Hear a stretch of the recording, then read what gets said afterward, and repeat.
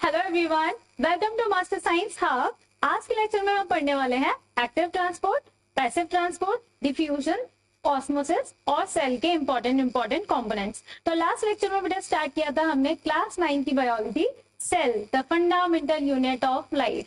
तो हमने क्या क्या पढ़ लिया था? सेल का इंट्रोडक्शन देख लिया था, सेल की हिस्ट्री देख ली थी, सेल के हम कंपोनेंट्स पढ़ रहे थे, स्ट्रक्चर्स पढ़ रहे थे। उसमें बेटा हमने सेल वॉल को डिस्कस कर लिया था और प्लाज्मा मेम्ब्रेन को भी डिस्कस कर लिया था। हम पढ़ने वाले थे बेटा एक्टिव और पैसिव ट्रांसपोर्ट को, जिसके लिए बेटा हमारा प्लाज्मा मेम्ब्रेन का पढ़ना बहुत इंपॉर्टेंट है। तो हम एक बार रिवाइज कर लेते हैं कि प्लाज्मा मेम्ब्रेन में क्या क्या होता है। प्लाज्मा मेम्ब्रेन बेटा क्या होता था? वो आपकी बेटा सेल की आउटर कवरिंग होती थी, है ना। सेल की आउटर कवरिंग, सेल की बॉडी गार्ड को याद आया? लास्ट लेक्चर में हमने पढ़ा था कि सेल की बॉडी गार्ड क्या थी? Plasma membrane. Plasma membrane PM, cell membrane CM.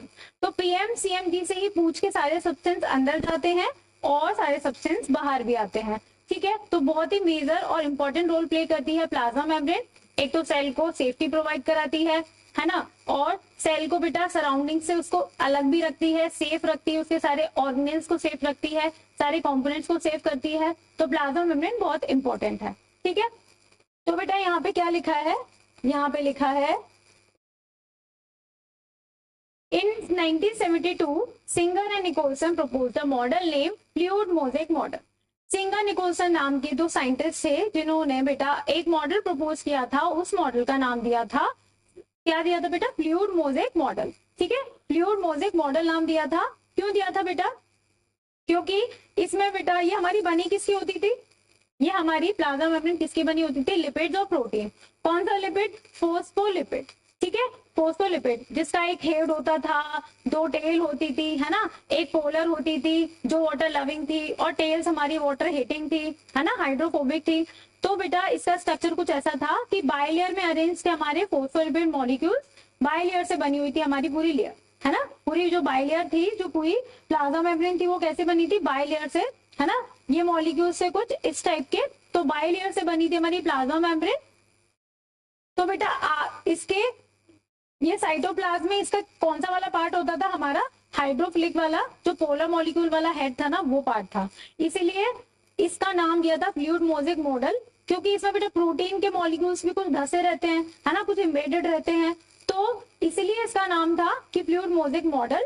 Fluid में, साइटोप्लाज्म में ऐसा प्रोटीन के मॉलिक्यूल कुछ एम्बेडेड रहते हैं, तो वो मोज़ेक की तरह दिखाई देते हैं, इसलिए फ्लूइड मोज़ेक मॉडल इसका नाम दिया, ठीक है।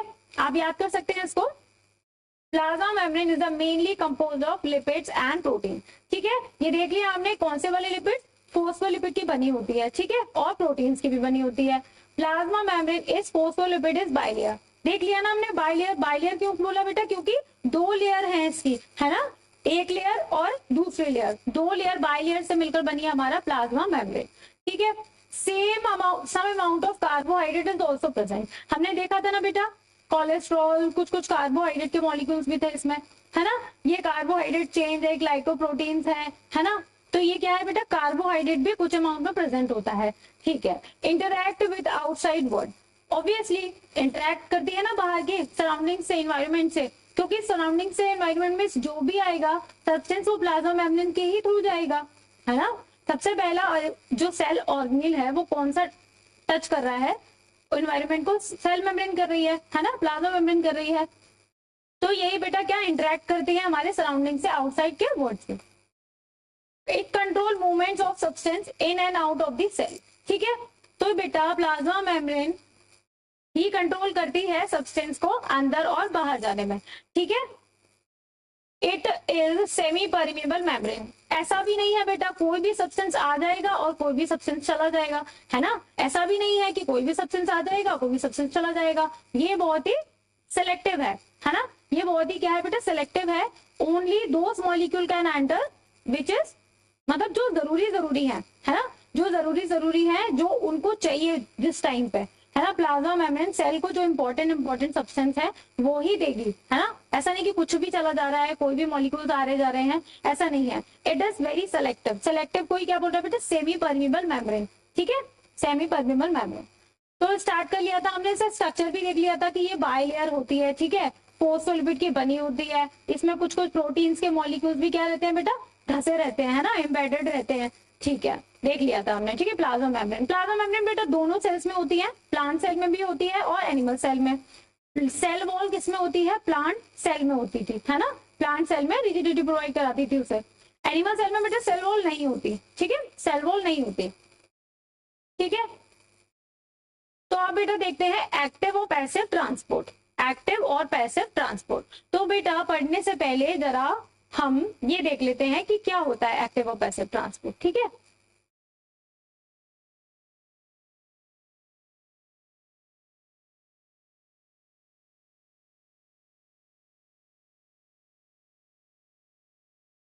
जैसे बेटा ये एक सेल है, ठीक है, ये एक सेल है, यहां भी एक सेल ले लेते हैं, ठीक है। अब ये देखो आप कि ये कोई सब्सटेंस है, ठीक है, ये कोई सब्सटेंस है और ये यहाँ पर इसकी क्या है, कंसंट्रेशन ज्यादा है, ये कंसंट्रेशन ज्यादा है मतलब हायर अमाउंट में प्रेजेंट है, ज्यादा अमाउंट में प्रेजेंट है मतलब इसकी हायर कंसंट्रेशन, ठीक है। और ये बेटा सब्सटेंस यहाँ पे लो कंसंट्रेशन है इसकी, मतलब कम अमाउंट में प्रेजेंट है, ठीक है।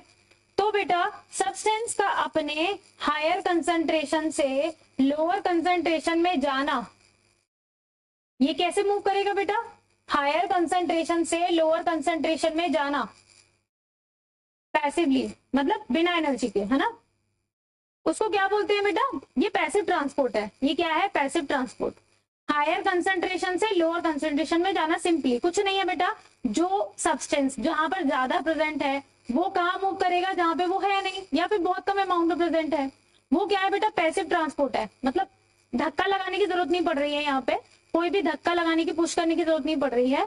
जो अमाउंट में, जो ज्यादा अमाउंट में प्रेजेंट होगा सब्सटेंस, वो कहाँ जाएगा, जहां पे वो उसकी कंसंट्रेशन लो है, जहां पे वो प्रेजेंट बहुत कम अमाउंट में है, ठीक है। तो ये क्या है बेटा, पैसिव ट्रांसपोर्ट है, ठीक है, पैसिव ट्रांसपोर्ट है, समझे। अब बेटा देखना, ये यहाँ पे सब्सटेंस सेम है, मतलब कम ही अमाउंट में प्रेजेंट है, ठीक है, ये कम ही अमाउंट में प्रेजेंट है, ये यहाँ पे ज्यादा अमाउंट में प्रेजेंट है। कोई भी सब्सटेंस ले रहे हैं हम, ठीक है, लिक्विड, गैस, सॉलिड, कुछ भी हो सकता है, ठीक है, O2, CO2, कुछ भी, फूड मटेरियल, ग्लूकोज। अब बेटा लेकिन इसको क्या करना है कि सेल नहीं चाहती, अभी उनके पास नहीं चाहिए उसको, ये क्या यहाँ से यहाँ जाना चाहता है, ठीक है, ये क्या यहाँ से यहाँ जाना चाहता है, ठीक है, यहाँ से यहाँ जाएगा, मतलब अपनी लो कंसंट्रेशन से हायर कंसंट्रेशन में। तो बेटा उसको एनर्जी की जरूरत पड़ेगी, है ना, एनर्जी की जरूरत पड़ेगी, धक्का लगाने की जरूरत पड़ेगी, उसको पुश करने की जरूरत पड़ेगी, तो बेटा उसमें एनर्जी यूज होगी और उसको क्या बोलेंगे, एक्टिव ट्रांसपोर्ट। मतलब देखो, कोई सब्सटेंस हायर कंसंट्रेशन से लोअर कंसंट्रेशन में जा रहा है तो वो पैसिव ट्रांसपोर्ट, उसमें एनर्जी नहीं खर्च हो रही, है ना, एनर्जी नहीं लग रही उसमें। लेकिन बेटा एक्टिव ट्रांसपोर्ट, जब कोई सब्सटेंस अपनी लोअर कंसंट्रेशन से हायर कंसंट्रेशन में जाए, मतलब जो जहां पे बहुत कम अमाउंट में प्रेजेंट है फिर भी वो कहाँ जा रहा है, जहां पे वो ज्यादा प्रेजेंट है, तो बेटा उसमें धक्का लगाने की जरूरत है, उसमें एनर्जी खर्च होगी, तो वो क्या है, एक्टिव ट्रांसपोर्ट। क्या है, एक्टिव ट्रांसपोर्ट, ठीक है, याद रहेगा बेटा, याद रहेगा, याद कर लेना, ठीक है। पैसिव ट्रांसपोर्ट बेटा आप देख लेते हैं, इसको आप पढ़ लेते हैं कि क्या होता है पैसिव ट्रांसपोर्ट।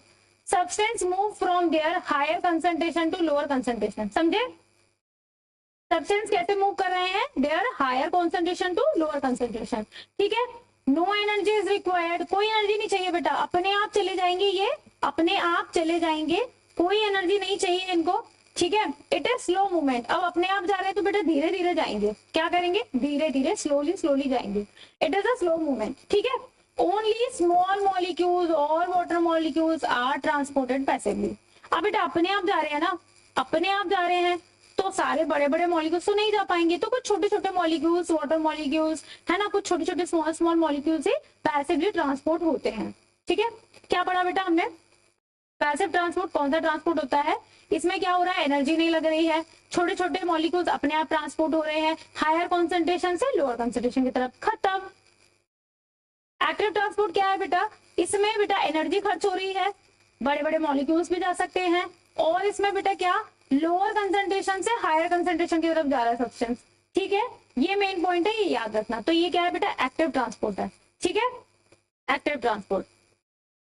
अब बेटा पैसिव ट्रांसपोर्ट का ही दो पार्ट होते हैं, पैसिव ट्रांसपोर्ट में ही आते हैं ये, आप लोग कंफ्यूज कर जाते हो, कंफ्यूज, इसमें बेटा इसी का दो पार्ट होते हैं, एक तो डिफ्यूजन, ठीक है, एक तो डिफ्यूजन और एक होता है बेटा क्या, ऑस्मोसिस, ऑस्मोसिस, ठीक है। मतलब हमने पैसिव ट्रांसपोर्ट में क्या पढ़ा था कि मॉलिक्यूल्स कैसे जा रहे थे, हायर कॉन्सेंट्रेशन से लोअर कॉन्सेंट्रेशन की तरफ, ठीक है, उसमें एनर्जी नहीं खर्च हो रही थी।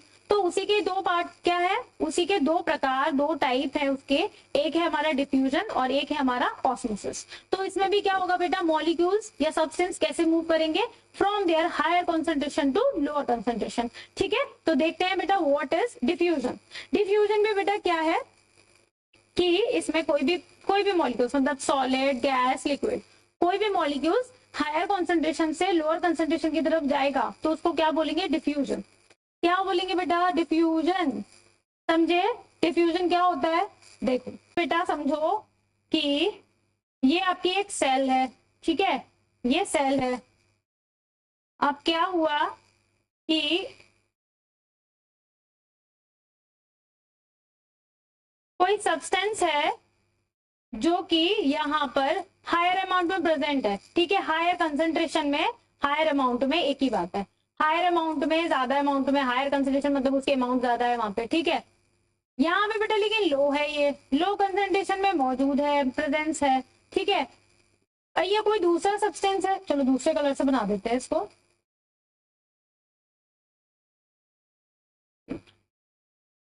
यहाँ पे बेटा ये कोई दूसरा सब्सटेंस है और ये यहाँ पे ज्यादा अमाउंट में प्रेजेंट है, हायर कंसेंट्रेशन में प्रेजेंट है। वही बेटा यहाँ पे ये कम अमाउंट में प्रेजेंट है, लो कंसेंट्रेशन है इसकी, ठीक है, ठीक है, समझ रहे हैं, ठीक है। तो बेटा ये हायर से लो जाएगा, जाएगा, बिल्कुल जाएगा ना, जाएगा ना, क्योंकि पैसिव ट्रांसपोर्ट है।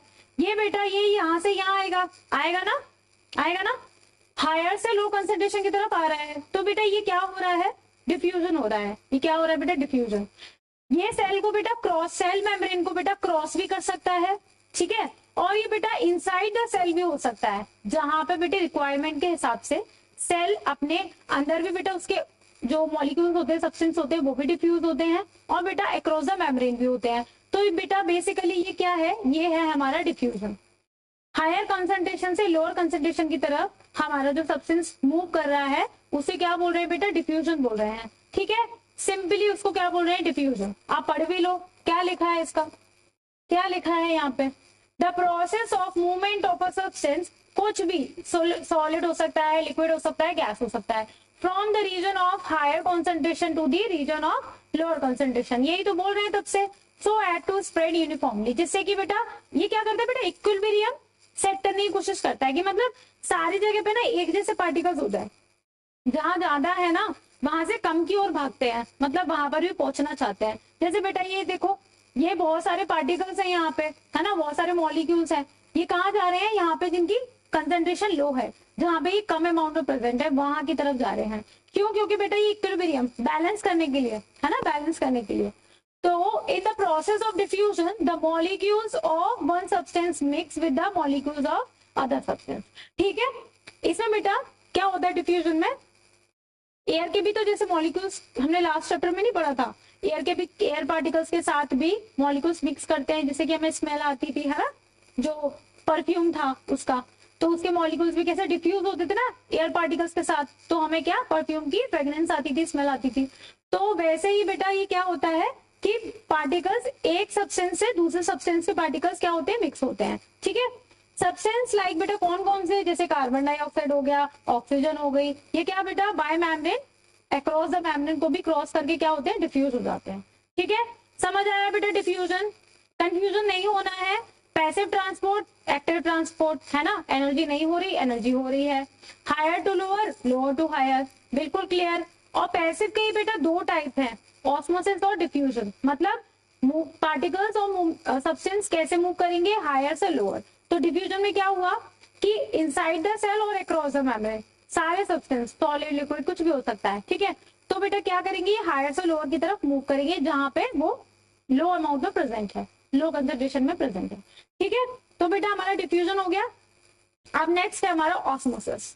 ऑस्मोसिस क्या होता है बेटा, कुछ नहीं होता है, इसमें बस एक चीज ऐड करनी है, एक कंडीशन अप्लाई होगी बस इसमें, सब्सटेंस वैसे ही मूव करने वाले हैं हायर कंसंट्रेशन से लोअर कंसंट्रेशन की तरफ। बट बेटा इसमें एक शर्त है और एक कंडीशन है। क्या कंडीशन है कि बेटा पार्टिकल्स मूव कैसे करेंगे, अक्रॉस द मेम्ब्रेन, मतलब सेमी परमेबल मेम्ब्रेन का क्रॉस करके जाना बहुत ही जरूरी है, तभी ये ऑस्मोसिस होगी, तभी ये ऑस्मोसिस कहलाएगी। कब कहलाएगी कि हमारा कोई भी सब्सटेंस बेटा, कोई भी सब्सटेंस वाटर मॉलिक्यूल, कोई भी सब्सटेंस नहीं, sorry, water molecules, osmosis occur only in water molecules, मतलब हमारा जो सब्सटेंस, हमारा जो वाटर मॉलिक्यूल है बेटा, वो अगर इनसाइड द सेल जाए या सेल के बाहर जाए, आउटसाइड द सेल जाए या इनसाइड द सेल जाए, बट उसको मेम्ब्रेन क्रॉस करनी पड़ेगी, सेल मेम्ब्रेन को क्रॉस करना पड़ेगा, तभी क्या होगी बेटा, ऑस्मोसिस होगी, तभी क्या होगी, ऑस्मोसिस होगी। ठीक है, तभी क्या होगी बेटा, ऑस्मोसिस। देखो जैसे कि ये बेटा आपकी सेल है, ठीक है, ये आपकी सेल है, और जैसे बेटा यहाँ पे बहुत सारे वाटर मॉलिक्यूल्स थे, ठीक है, बहुत सारे क्या थे बेटा, वाटर मॉलिक्यूल्स थे, दिख रहे हैं ना बेटा वाटर मॉलिक्यूल्स। ठीक है, अब यहाँ पे बेटा क्या, सेल के अंदर ये बहुत ही छोटे बहुत ही कम अमाउंट में प्रेजेंट है, लेकिन यहाँ पे बहुत सारे थे। तो बेटा पार्टिकल्स कैसे मूव करेंगे, बोलो, पार्टिकल्स मूव करेंगे मैम हायर से लोअर, हायर से लोअर की तरफ मूव करेंगे। कैसे मूव करेंगे, इसको क्रॉस करके, इसको क्रॉस करके करना पड़ेगा ना, इसको क्रॉस करके तो करना पड़ेगा।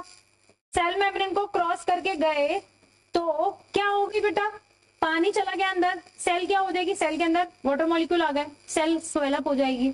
तो बेटा क्या है, वाटर मॉलिक्यूल्स का, किसी सॉल्वेंट का, किसी लिक्विड का सेल मेम्ब्रेन के थ्रू बाहर जाना या अंदर आना, इनसाइड और आउटसाइड, लेकिन मेम्ब्रेन को क्रॉस करके, सेमी परमेबल मेम्ब्रेन को क्रॉस करके अगर कोई सब्सटेंस आ रहा है, कोई सब्सटेंस जा रहा है, मतलब वाटर मॉलिक्यूल्स है ना, कोई सब्सटेंस मतलब यहाँ पे वाटर मॉलिक्यूल को लो, क्योंकि ऑस्मोसिस वाटर मॉलिक्यूल्स के केस में ही ऑस्मोसिस कहलाती है। ठीक है, तो क्या है बेटा, ये ऑस्मोसिस है। ठीक है, ऑस्मोसिस, तो बेटा देख भी लो, इसको क्या लिख दिया है हमने, osmosis is defined as, osmosis is defined as the spontaneous movement of solvent water molecules। ठीक है, water molecules ही इसमें ट्रांसपोर्ट होने वाले हैं। ठीक है, तभी हमारी कौन सी प्रोसेस होगी, ऑस्मोसिस प्रोसेस होगी। ठीक है, तो बेटा from the region of higher concentration to a region of lower concentration through a selectively permeable membrane, through a selectively permeable membrane. समझ रहे हैं ना बेटा, सब्सटेंस का, वाटर मॉलिक्यूल्स का हायर कॉन्सेंट्रेशन से लोअर कॉन्सेंट्रेशन की तरफ जाना, बट सेमी परमेबल मेम्ब्रेन के थ्रू, तो क्या हो जाएगी, ऑस्मोसिस हो जाएगी। क्या हो जाएगी बेटा, ऑस्मोसिस। अब बेटा इसमें क्या है, दो टाइप की ऑस्मोसिस होती है मैम, कौन कौन सी होती है, कौन सी होती है, देखो बेटा, जैसे कि यहीं पे देखो, जैसे कि बेटा एक सेल है, ठीक है, यही बना दू, जैसे कि बेटा देखो ये सेल है, ठीक है, ये सेल है। अब इसमें बेटा एंडो ऑस्मोसिस, अगर वाटर मॉलिक्यूल्स अंदर जा रहे हैं, सेल के अंदर जा रहे हैं तो एंडो ऑस्मोसिस, और वाटर मॉलिक्यूल्स बेटा सेल के बाहर जा रहे हैं तो क्या, एक्सो ऑस्मोसिस। एंडो अंदर, एक्सो बाहर, एंडो अंदर, एक्सो बाहर, एग्जिट मतलब एग्जिट कर रहे हैं, एक्सो ऑस्मोसिस मतलब वाटर मॉलिक्यूल्स बाहर जा रहे हैं, एंडो ऑस्मोसिस मतलब वाटर मॉलिक्यूल्स अंदर आ रहे हैं। समझ में आ रहा है, समझ में आ रहा है बेटा, वाटर मॉलिक्यूल्स बेटा देखो, एक और बार देखो, ये हमारी बेटा दो सेल है, ठीक है, दो सेल है। अब यहाँ पे वाटर मॉलिक्यूल्स बेटा अंदर आ रहे हैं तो एंडो ऑस्मोसिस, अंदर मतलब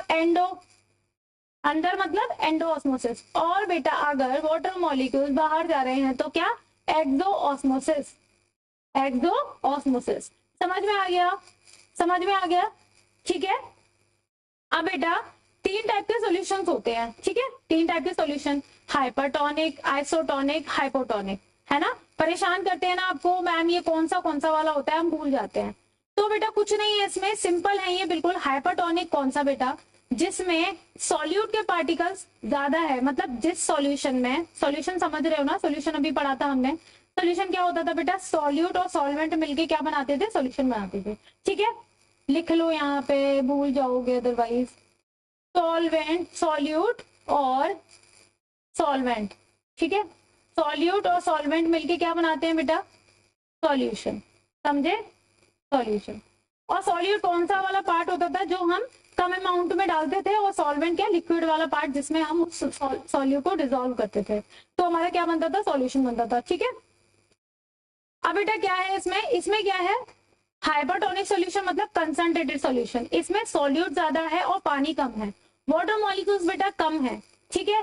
व्हेन यू मतलब वाटर मॉलिक्यूल्स कम है, ठीक है, तो क्या होगा, जैसे सपोज करो कि एक बीकर था, ठीक है, एक बीकर था। अब मैंने बेटा क्या किया, इसमें मैंने एक सेल को रख दिया, दिख रहा है बेटा, सेल को रख दिया, ठीक है।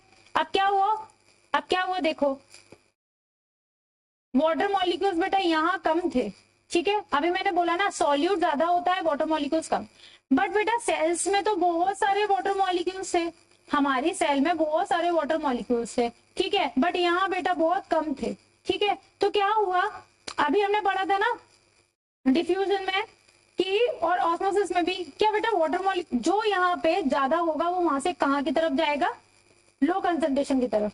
तो बेटा ये कैसे मूव करेंगे, ये कैसे मूव करेंगे, ये मूव करेंगे बेटा ऐसे, बाहर जाएंगे, आउटसाइड द सेल जाएंगे, आउटसाइड द सेल जाएंगे, तो क्या होगा बेटा, सेल क्या सिकुड़ जाएगी, श्रिंक हो जाएगी, सेल हमारी क्या होगी बेटा, श्रिंक हो जाएगी, सिकुड़ जाएगी, सारे वाटर मॉलिक्यूल बाहर चले गए तो सेल तो श्रिंक हो जाएगी ना, तो बेटा क्या होगी, एक्सोऑस्मोसिस हो जाएगी।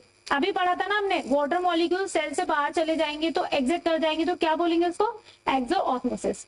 When you put a cell in hypertonic solution, जब आप बेटा किसी लिविंग सेल को हाइपरटोनिक सॉल्यूशन में रखते हैं तो सेल वाटर मॉलिक्यूल्स क्या आ जाते हैं बेटा, हाइपरटोनिक सॉल्यूशन मतलब कंसंट्रेटेड सॉल्यूशन, सॉल्यूट ज्यादा है, पानी कम है, तो सेल में क्या है, वाटर मॉलिक्यूल ज्यादा है एज कंपेयर टू बाहर का जो भी सॉल्यूशन है। तो क्या होगा कि सेल का जो भी पानी है, जो भी वाटर मॉलिक्यूल्स है, वो बेटा आउटसाइड द सेल चला जाएगा, सेल हमारी श्रिंक हो जाएगी, सिकुड़ जाएगी, तो क्या होगा बेटा, इसको बोलेंगे हम एक्सोऑस्मोसिस, एंडोऑस्मोसिस, एक्सोऑस्मोसिस, है ना, एक्सोऑस्मोसिस हो जाएगी, सेल श्रिंक हो जाएगी, पानी सारा क्या, वाटर मॉलिक्यूल सारा बेटा आउटसाइड द सेल चला जाएगा।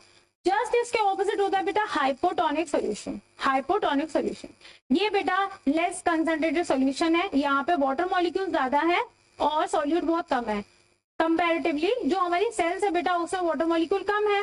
तो बेटा जैसे कि एक बीकर है ना, एक बीकर है ये, ठीक है। अब बेटा इसमें क्या, इसमें एक सेल को रखा जिसमें कि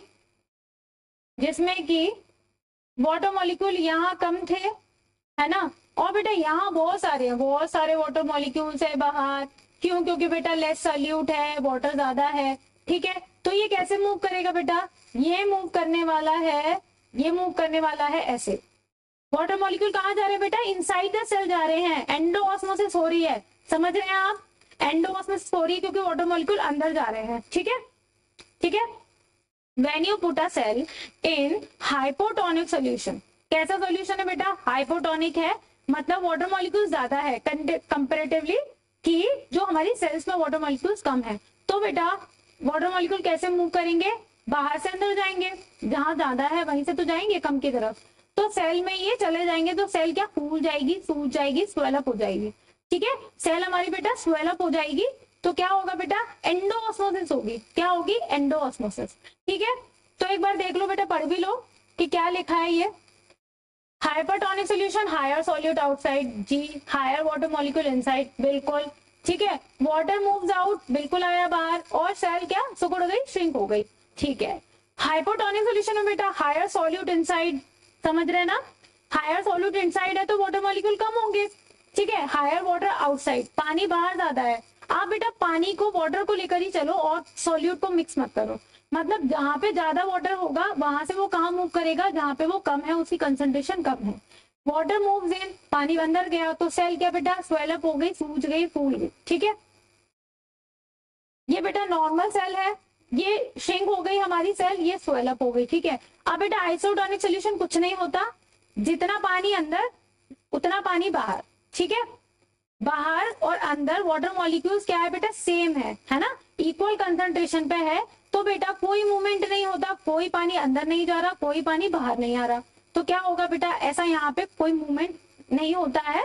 ऐसे सॉल्यूशंस को बोलते हैं बेटा आइसोटोनिक। ठीक है, आइसोटोनिक सॉल्यूशन, इक्वल सॉल्यूट होते हैं, इक्वल वाटर होगा, नो नेट मूवमेंट और नॉर्मल सेल होगी। इसमें बेटा ना ही सेल हमारी सिकुड़ेगी, ना ही हमारी सेल स्वेलअप होगी। ठीक है, तो ये एक नॉर्मल सेल होगी।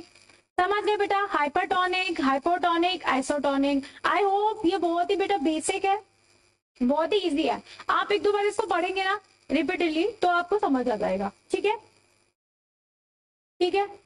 Why cell walls are only present in plants and not in animals? Animals में नहीं होती, प्लांट्स में ही क्यों होती है? क्यों होती है प्लांट्स में? देखो उसका आंसर ये है, cell wall mainly help the plant to remain rigid and fixed. This help the plants because they are immobile. समझ रहे बेटा, क्योंकि ये immobile होते हैं इसलिए। The cell wall mainly contains cellulose. Cellulose की बनी होती है और वो बेटा नॉन लिविंग पार्ट होता है, जिसकी वजह से ट्रंक्स और ब्रांचेस क्या होती है बेटा, हार्ड। पेड़ की जो स्टेम्स होती हैं और जो ट्रंक्स होते हैं बेटा वो कितने हार्ड होते हैं ना, वो इसलिए हार्ड होते हैं क्योंकि उसमें सेल वॉल प्रेजेंट होती है और उसका हार्ड होना इंपॉर्टेंट है, इसीलिए उसमें सेल वॉल प्रेजेंट होती है। हम में नहीं होती, एनिमल्स में नहीं होती। ठीक है, इसलिए उसमें प्रेजेंट होती है, उसको हार्डनेस देने के लिए, उसको स्ट्रॉन्ग बनाने के लिए, उसको रिजिडिटी प्रोवाइड कराने के लिए ही उसमें सेल वॉल प्रेजेंट होती है। अब बेटा ये टर्म है प्लाज्मोलिसिस। प्लाज्मोलिसिस क्या होता है, पहले तो ये याद करो कि plasmolysis occur only in plant cell. ठीक है, P for plasmolysis, P for plant cell. ये बेटा एनिमल सेल में नहीं होता, प्लाज्मोलिसिस होती है ओनली इन प्लांट सेल। ठीक है, अब बेटा एक वर्ड आपको याद होगा, लास्ट लेक्चर में हमने पढ़ा था कि प्रोटोप्लाज्म, है ना। मैंने बोला था कि हम आगे पढ़ेंगे कि प्रोटोप्लाज्म क्या होता है। प्रोटोप्लाज्म बेटा living content of the cell, जैसे बेटा सेल मेम्ब्रेन, है ना, और हमारा साइटोप्लाज्म और न्यूक्लियस, ये सबको मिलाकर क्या बोलेंगे, प्रोटोप्लाज्म। प्रोटोप्लाज्म सेल वॉल को बेटा इंक्लूड नहीं कर रहे हैं हम, प्रोटोप्लाज्म में सेल वॉल को इंक्लूड नहीं कर रहे हैं। क्यों? क्योंकि बेटा वो नॉन लिविंग पार्ट है। समझ रहे हो, सेल वॉल को छोड़कर जितना भी पार्ट है, जितना भी लिविंग कंटेंट है, वो सब क्या कहलाता है, प्रोटोप्लाज्म कहलाता है। ठीक है, तो बेटा प्लाज्मोलिसिस क्या होती है, when you put a plant cell in hypertonic solution. hypertonic solution कौन सा था बेटा, जिसमें वाटर मॉलिक्यूल्स क्या थे, कम थे, सॉल्यूट ज्यादा था, वाटर मॉलिक्यूल्स कम थे। हमारे सेल में वाटर मॉलिक्यूल्स ज्यादा है, तो क्या होगा, वाटर मॉलिक्यूल सेल के बाहर आ जाएंगे, आउटसाइड द सेल आ जाएगी। ठीक है, तो सेल क्या हो जाएगी हमारी, श्रिंक हो जाएगी। सेल क्या हो जाएगी हमारी, श्रिंक हो जाएगी।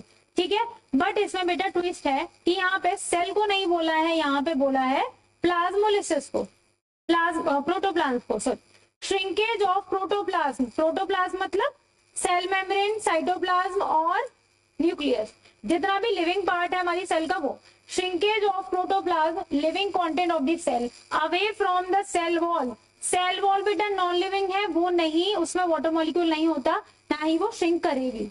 ठीक है, सेल वॉल नहीं श्रिंक करेगी when placed in a hypertonic solution. कैसा वाला सॉल्यूशन, हाइपरटोनिक सॉल्यूशन। ऐसा सॉल्यूशन बेटा कंसंट्रेटेड सॉल्यूशन जिसमें कि वाटर मॉलिक्यूल प्रेजेंट नहीं है, तो बेटा जो हमारी सेल का वाटर कंटेंट है, वाटर मॉलिक्यूल है, वो बेटा बाहर आ जाएगा, सेल हमारी क्या हो जाएगी, श्रिंक हो जाएगी, सेल का प्रोटोप्लाज्म श्रिंक हो जाएगा। ये देखो बेटा, जैसे कि बेटा ये आपकी सेल वॉल है ना, सेल वॉल है, और इसी से लग के बेटा क्या था, प्लाज्मा मेम्ब्रेन, है ना। सेल वॉल के बाद ही तो प्लाज्मा मेम्ब्रेन होती है। तो बेटा जब इसको रखा हमने हाइपरटोनिक सॉल्यूशन में, तो सेल मेम्ब्रेन, साइटोप्लाज्म और न्यूक्लियस श्रिंक हो गई, है ना। सेल वॉल बेटा एज इट इज है, रिजिड है वो, क्योंकि इसलिए वो श्रिंक नहीं होगी। ये बेटा यहाँ देखो, ये सेल मेम्ब्रेन थी आपकी ग्रीन वाली, ये न्यूक्लियस है। अब जैसे ही हमने इसको पुट किया, इसको रखा हमने हाइपरटोनिक सॉल्यूशन में, ये धीरे धीरे क्या होगी बेटा, सिकुड़ने लगी और ये बहुत ही छोटा सा स्ट्रक्चर हो गया, है ना, श्रिंक हो गया। तो बेटा हमारी सेल वॉल नहीं हुई, प्रोटोप्लाज्म हमारा क्या हुआ है, श्रिंक हुआ है। तो इसी प्रोसेस को क्या बोलते हैं, plasmolysis. It occur only in plant cell, shrinkage of protoplasm when you put a cell, plant cell in a hypertonic solution. ठीक है, इस प्रोसेस को क्या बोलते हैं, प्लाज्मोलिसिस। प्लाज्मोलिसिस। ठीक है बेटा, दो टर्म है, एंडोसाइटोसिस और एक्सोसाइटोसिस। जैसे बेटा समझो कि बेटा जो उतने भी छोटे छोटे मॉलिक्यूल्स थे, है ना, CO2, O2, वाटर मॉलिक्यूल, ये सब क्या बेटा प्लाज्मा मेम्ब्रेन के अक्रॉस क्रॉस करके चले गए। ठीक है, अब बेटा उन मॉलिक्यूल्स का क्या होगा जो बेटा बहुत ही बड़े बड़े साइज के होते हैं, जिनको प्लाज्मा मेम्ब्रेन अलाउ नहीं कर रही है कि जाओ, है ना, वो उसके थ्रू नहीं जा सकते। तो ऐसे मॉलिक्यूल्स अगर सेल को चाहिए तो वो कैसे जाएंगे, है ना, वो कैसे जाएंगे? उसी को जाने के लिए दो प्रोसेस होती हैं बेटा, एंडोसाइटोसिस और एक्सोसाइटोसिस। ऐसे समझो बेटा कि कोई भी मॉलिक्यूल्स है ना, लार्जर साइज के थे, बड़े साइज के थे, तो बेटा क्या वो प्लाज्मा मेम्ब्रेन को क्रॉस करने वाले थे, है ना, प्लाज्मा मेम्ब्रेन को पुश कर रहे हैं, धक्का दे रहे हैं, धक्का दे रहे हैं। जैसे बेटा ये प्लाज्मा मेम्ब्रेन है, ये मॉलिक्यूल्स है जिनको अंदर जाना है, इनको अंदर जाना है, ये बेटा इसको प्लाज्मा मेम्ब्रेन को पुश कर रहे हैं, धक्का दे रहे हैं, है ना, धक्का दे रहे हैं। तो क्या होता है बेटा, प्लाज्मा मेम्ब्रेन भी अब धक्का दे रहे हैं, कोई भी चीज बहुत ज्यादा अंदर तक जाएगी तो बाहर की जो प्लाज्मा मेम्ब्रेन है वो क्या कहती है, आप अंदर, आप अगर आपको जाना है तो वो बेटा कवरिंग बना के दे देती है, उसको क्या करती है, एक कवर चढ़ा देती है और अपने आप को पूरा कर लेती है वहां पे, ठीक है, कंप्लीट कर लेती है। इसको बेटा एक बॉल में पैक कर देती है, एक बॉल में पैक कर देती है, उस बॉल का नाम है वेसिकल। जो भी सब्सटेंस आ रहा था, जो भी सब्सटेंस आ रहा था हमारे प्लाज्मा मेम्ब्रेन के पास, क्योंकि उसको सेल के अंदर जाना था, ठीक है, एंडोसाइटोसिस, अंदर जाना था, है ना, एंडो मतलब अंदर, अंदर जाना था। तो क्या हुआ बेटा, उसने पुश किया प्लाज्मा मेम्ब्रेन को, और बेटा वो पुश होकर क्या बना दिया, इसने फुटबॉल लाइक का स्ट्रक्चर बना दिया कि आप पैक होके जाओगे, ठीक है, उसको पैक कर दिया। और हमारी जो प्लाज्मा मेम्ब्रेन थी फिर से क्या हो गई बेटा, जुड़ गई, ये आपस में जुड़ गई, है ना, ये आपस में जुड़ गई, और फिर से क्या किया उसने, एक बॉल टाइप का स्ट्रक्चर बना दिया, इसको वेसिकल बोलते हैं। और क्या हो गया, हमारा जो सब्सटेंस है वो अंदर चला गया सेल के, ठीक है, अंदर चला गया, इसी को बोलते हैं एंडोसाइटोसिस। अब बेटा इसका जस्ट ऑपोजिट, अगर कोई सब्सटेंस बाहर आना है सेल के, जो कि प्लाज्मा मेम्ब्रेन के थ्रू नहीं आ सकता, है ना, उसका साइज बड़ा है, तो बेटा ऐसे सब्सटेंस पैक किए जाते हैं वेसिकल में, वेसिकल में पैक किए जाते हैं। और बेटा ये क्या करता है, प्लाज्मा मेम्ब्रेन से जाकर बोलता है कि हमें जाके फ्यूज, मतलब प्लाज्मा मेम्ब्रेन से टोसी कर लेता है और उसमें जाके बेटा फ्यूज हो जाता है। इसकी जो मेम्ब्रेन वो भी लिपिड से, फोस्फोलिपिड से मिलकर बनी है ना, उसी में तो पैक हुए थे वेसिकल में। तो बेटा ये वहां जाके फ्यूज कर देती है अपने मेम्ब्रेन को, और सब्सटेंस कहाँ चले जाते हैं, बाहर। एक्सोसाइटोसिस, एक्सो बाहर, साइटोसिस मतलब सेल के केस में हो रहा है ना बेटा, यहाँ पे सेल में सब्सटेंस आ रहे हैं और जा रहे हैं, इसलिए एंडोसाइटोसिस और एक्सोसाइटोसिस, ठीक है। एंडो मतलब अंदर आना, ऐसे सब्सटेंस अंदर आ रहे हैं वेसिकल में पैक होकर, है ना, वेसिकल में पैक होकर, तो वो एंडोसाइटोसिस, और वेसिकल से बेटा बाहर जा रहे हैं तो एक्सोसाइटोसिस। समझ गए बेटा, समझ गए, ठीक है। अब बेटा एक बहुत ही इंपॉर्टेंट है ना, सेल मेम्ब्रेन भी इंपॉर्टेंट है, सेल वॉल भी इंपॉर्टेंट है, और ये भी बहुत इंपॉर्टेंट है, न्यूक्लियस बेटा ब्रेन ऑफ द सेल, है ना, इट इज द सेंटर और control system of the cell. जैसे बेटा आपका ब्रेन आपकी सारी एक्टिविटीज को कंट्रोल करता है, ठीक है, आपका चलना फिरना, है ना, उठना बैठना, गाना पढ़ना सोना, ये सब कंट्रोल करता है आपका ब्रेन। ऐसे ही बेटा सेल की कौन कौन सी एक्टिविटीज परफॉर्म होंगी, सेल क्या करेगा, वो सेल की न्यूक्लियस, है ना, न्यूक्लियस डिसाइड करती है। क्यों, क्योंकि बेटा इसमें प्रेजेंट होता है DNA, which is our genetic material, ठीक है, डीएनए प्रेजेंट होता है, डीएनए डीऑक्सीराइबोन्यूक्लिक एसिड, जो कि बेटा बहुत ही इंपॉर्टेंट, जैसे आपकी आंखों का कलर क्या होगा, आपके हेयर का कलर क्या होगा, आपकी हाइट क्या होगी, आपका स्किन टोन कैसा होगा, ये सब बेटा कौन डिसाइड करता है, डीएनए, उसमें सारी इंफॉर्मेशन होती है। और बेटा डीएनए कहाँ होता है, न्यूक्लियस के अंदर, न्यूक्लियस के अंदर डबल मेम्ब्रेन में सेफ होता है, ठीक है, सेफ रहता है। तो बेटा इसलिए ये इंपॉर्टेंट है क्योंकि इसमें सारी इंफॉर्मेशन होती है, आपकी आंखों का कलर, है ना, बालों का कलर, हाइट, स्किन टोन, मतलब कैरेक्टर्स, है ना, आपके कैरेक्टर्स को कंट्रोल करता है डीएनए। तो डीएनए में सारी इंफॉर्मेशन होती है, और डीएनए हमारा कहाँ होता है, न्यूक्लियस में, ठीक है। It is controlling centre of the cell, it is double membrane nuclear envelope with pores. अभी हमने लास्ट लेक्चर में भी देखा था, है ना, डबल मेम्ब्रेन वाले ऑर्गेनेल्स में न्यूक्लियस भी था, ठीक है।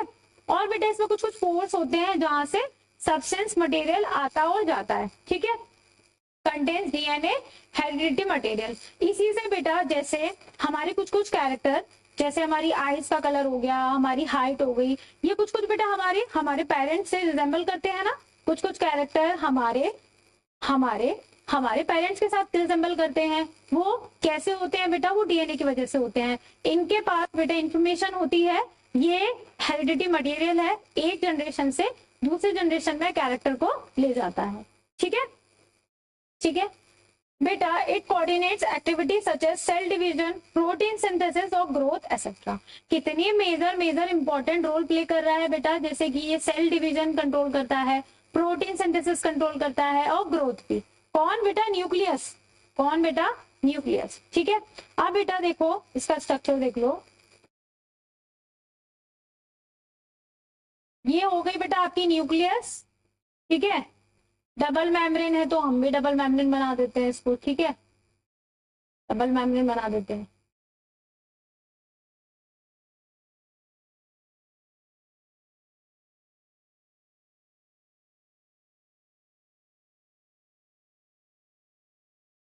ठीक है, डबल मेम्ब्रेन। अब बेटा क्या बोला है कि इसमें पोर्स भी होते हैं। ठीक है, इसमें क्या होते हैं? पोर्स भी होते हैं। ठीक है, पोर्स भी होते हैं।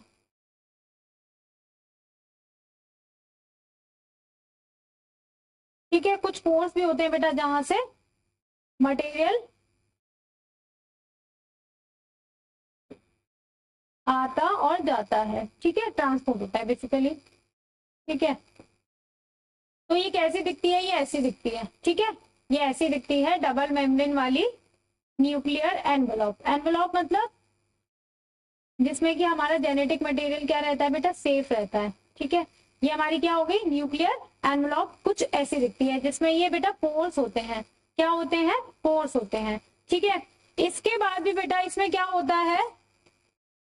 इसमें होता है बेटा, जैसे हमारा सेल में साइटोप्लाज्म होता है ना, वैसे ही इसमें भी क्या होता है? इसमें भी क्या होता है बेटा? इसमें भी होता है ये न्यूक्लियोप्लाज्म। सेल का साइटोप्लाज्म और न्यूक्लियस का बेटा न्यूक्लियोप्लाज्म। ठीक है, न्यूक्लियस का क्या बेटा? न्यूक्लियोप्लाज्म। ठीक है, और बेटा इसमें भी एक और एक से ज्यादा कुछ स्ट्रक्चर्स पाए जाते हैं, ऐसे राउंड राउंड, जैसे कि सेल में न्यूक्लियस होती है वैसे ही राउंड राउंड कुछ स्ट्रक्चर्स पाए जाते हैं। वो उसको बोलते हैं बेटा न्यूक्लियोलस। अभी बनाते हैं, वेट कीजिए। ठीक है, समझ गए ना आप? तो ये तो क्या है? न्यूक्लियोप्लाज्म। ठीक है, मुझे पूरा फिल करना पड़ेगा। समझ गए ना आप लोग? समझ गए, चलो ठीक है। अब बेटा देखो, इसमें एक और एक से ज्यादा भी कुछ स्ट्रक्चर्स ऐसे पाए जाते हैं जो कि हमारे आरएनए सिंथेसिस में काम करता है। उसको क्या बोलते हैं? न्यूक्लियो। ठीक है, ये हमारा क्या हो गया? और बेटा इसी में हमारा क्या होता है? इसी में हमारा क्या होता है? इसी में हमारा पड़ा रहता है डीएनए। ठीक है, डीएनए। समझ आ रहा है बेटा? डीएनए। और किसी कलर से बनाए इसको, रेड से बनाते हैं। ठीक है, ये क्या है बेटा? डीएनए। ठीक है, ये हमारा क्या है बेटा? डीएनए। ठीक है, डीएनए पड़ा हुआ है। ठीक है,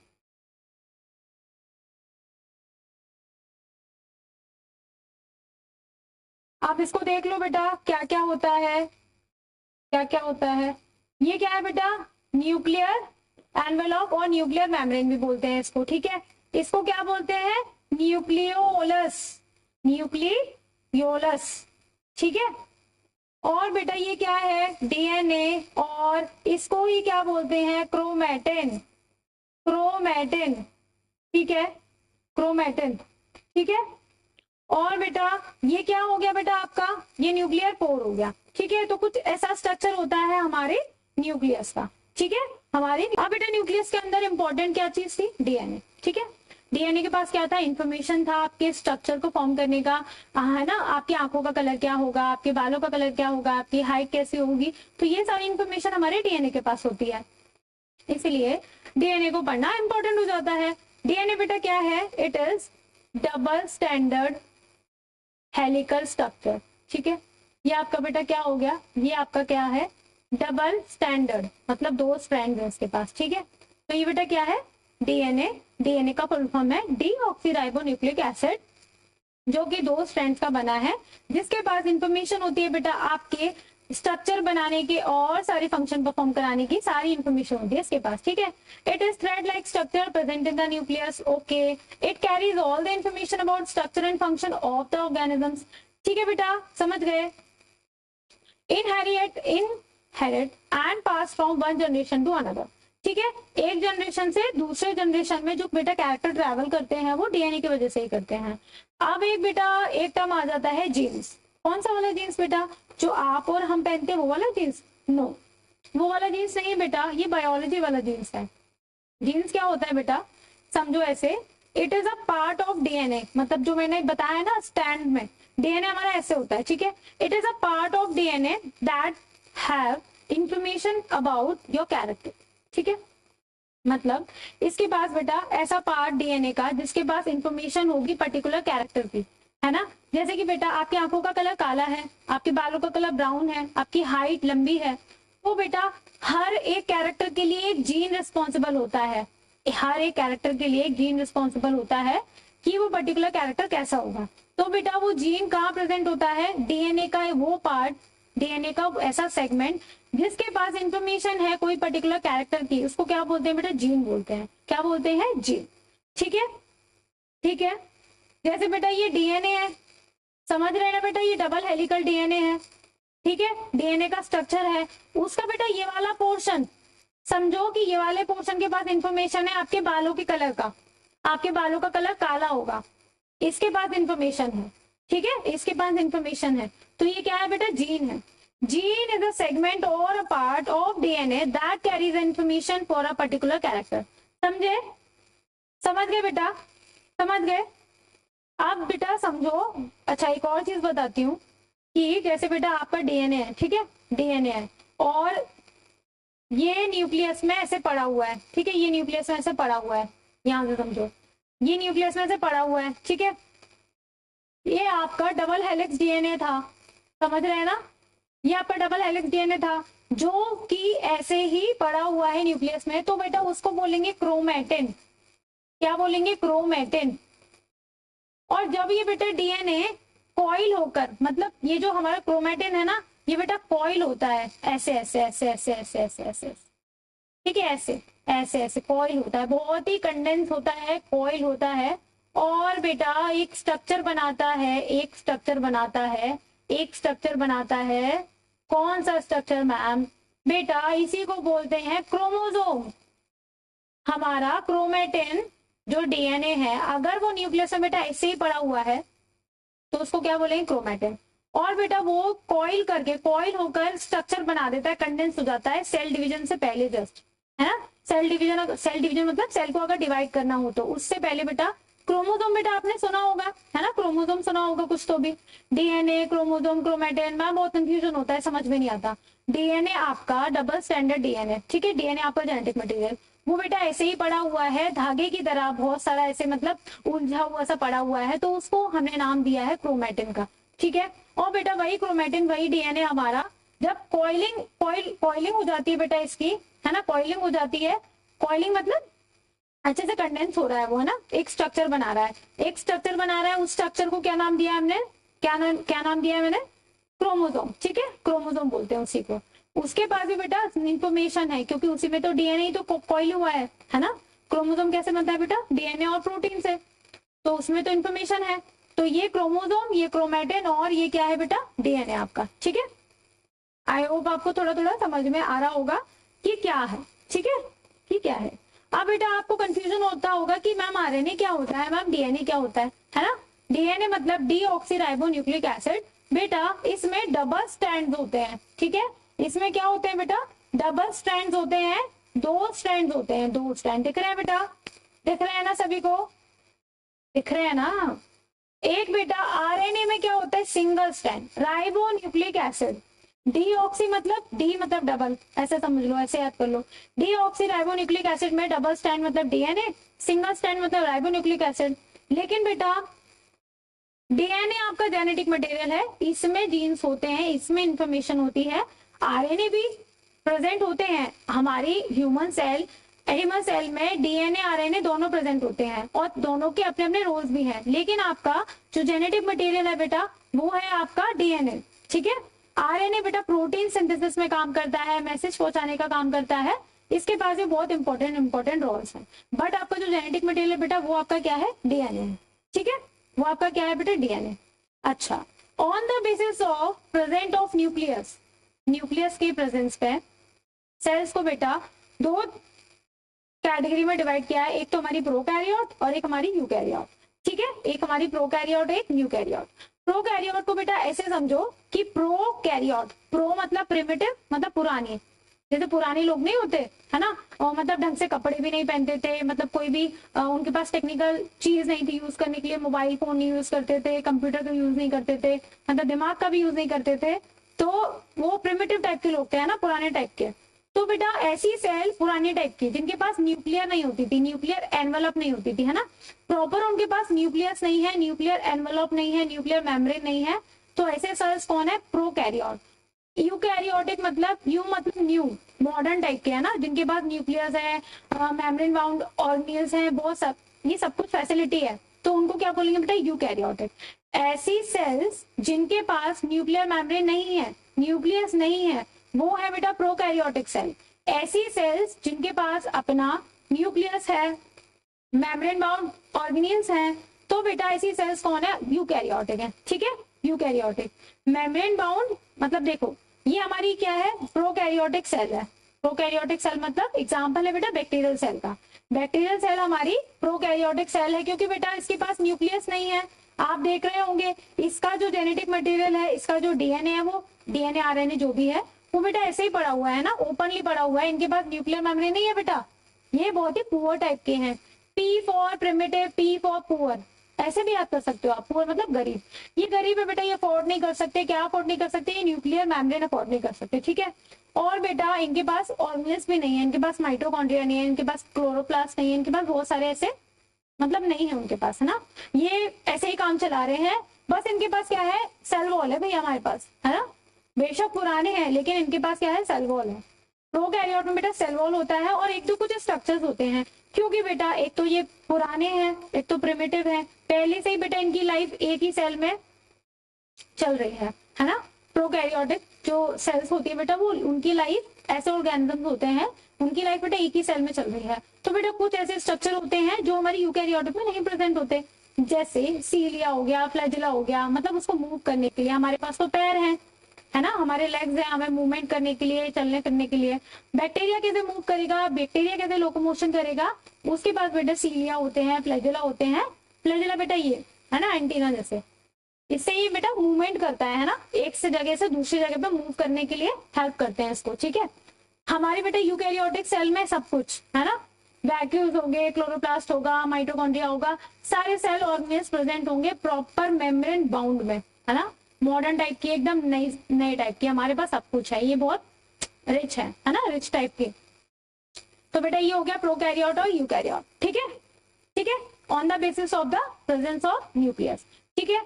तो बेटा अब आगे आने वाले लेक्चर में हम पढ़ेंगे बाकी के बच्चे कुछ छोटे छोटे से सेल ऑर्गेनेल्स रह गए हैं, और बेटा लास्ट में एक आपका छोटा सा सेल डिवीजन भी दे रखा है, तो वो भी हम कवर करेंगे नेक्स्ट लेक्चर में, ठीक है। आई होप बेटा आज का लेक्चर आपको पसंद आया होगा, मजा आया होगा। आज हमने क्या क्या पढ़ लिया, आज हमने डिफ्यूजन को देख लिया, ऑस्मोसिस को देख लिया है ना, ट्रांसपोर्ट देख लिया, और हमने बेटा न्यूक्लियस भी पढ़ लिया, ठीक है, यूकैरियोट और प्रोकैरियोट भी देख लिया, और इसके बेटा नेक्स्ट लेक्चर में भी हम छोटा सा देखेंगे लिखा हुआ कि प्रोकैरियोट क्या होता है, यूकैरियोट क्या होता है, ठीक है। तब तक के लिए बेटा stay tuned, follow for more, thank you.